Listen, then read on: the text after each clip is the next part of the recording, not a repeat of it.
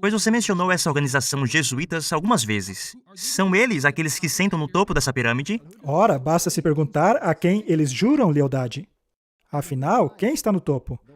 Quem jura lealdade? Ou quem recebe o voto de lealdade dos outros? A Ordem dos Jesuítas foi criada com um objetivo, e um objetivo apenas, ou seja, restaurar a estrutura do poder papal, que dominou durante a Idade Média.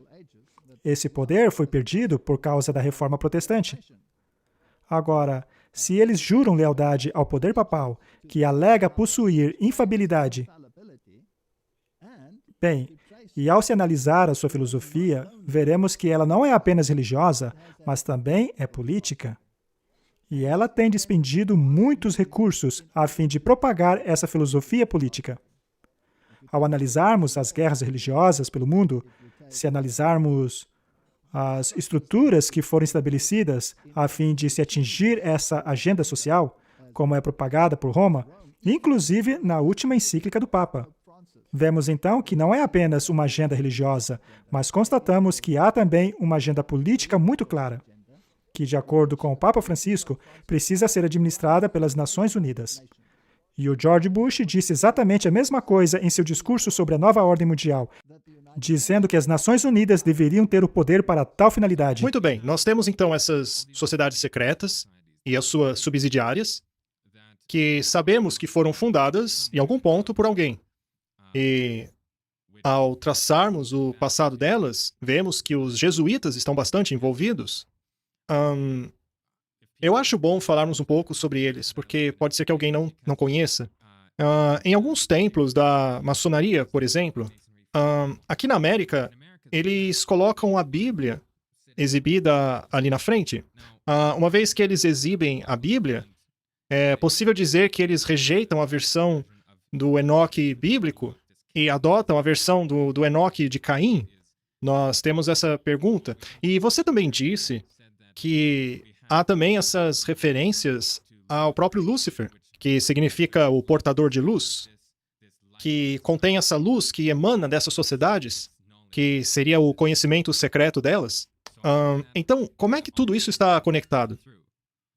Ao visitarmos o templo maçônico de 33º grau em Washington, encontraremos no altar não apenas a Bíblia, mas encontraremos o Alcorão, o Santaravita, encontraremos escritos judaicos, assim como muitos outros livros sagrados ali naquele altar.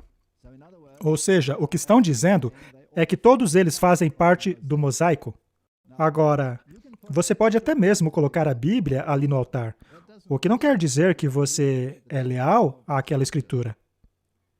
Na Cabala, você não lê apenas o que a palavra diz, mas se lê o suposto código na palavra. Para aqueles que nunca ouviram falar disso, o que seria a Cabala? Muito bem.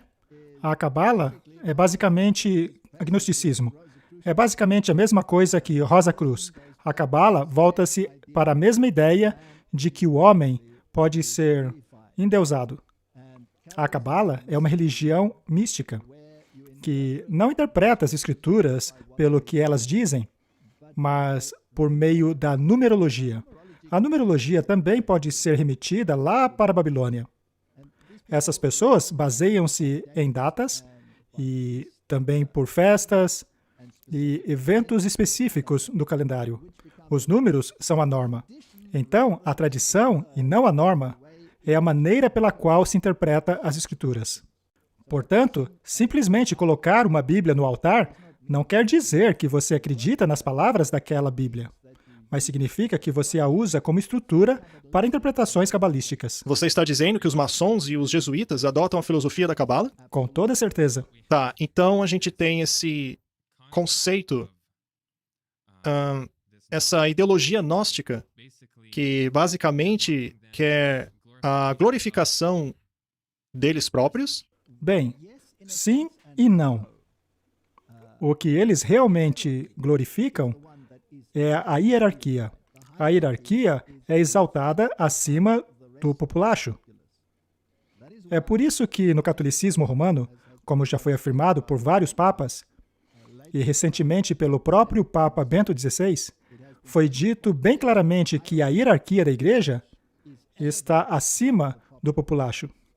E a divindade é normalmente manifestada nessa hierarquia, a qual é chamada de magistério, composta pelos bispos e o sistema papal no topo de tudo. Acontece que esse sistema teve origem em Babilônia, onde havia o sacerdote e rei babilônico, que exercia o poder absoluto tanto sobre a religião quanto a política. E ele possuía um título, ele tinha poderes específicos, ele era endeusado, e este título era passado ao longo do século. E mais tarde, quando os medo-persas conquistaram a Babilônia, essa linha sacerdotal política religiosa fugiu para Pérgamo. E a partir dali, eventualmente, ele foi passado para os romanos. E o imperador romano adotou o título de Pontífice Maximus, assim como o endeusamento que o título trazia. Mais tarde, este mesmo título foi transferido para o sistema papal. Há muitos escritos na literatura católica que refere-se ao Papa como um outro Deus na Terra. Então, exatamente como tínhamos no sistema babilônico, o imperador romano passou a ser endeusado. E hoje, no sistema católico, temos o mesmo Deus Rei do passado.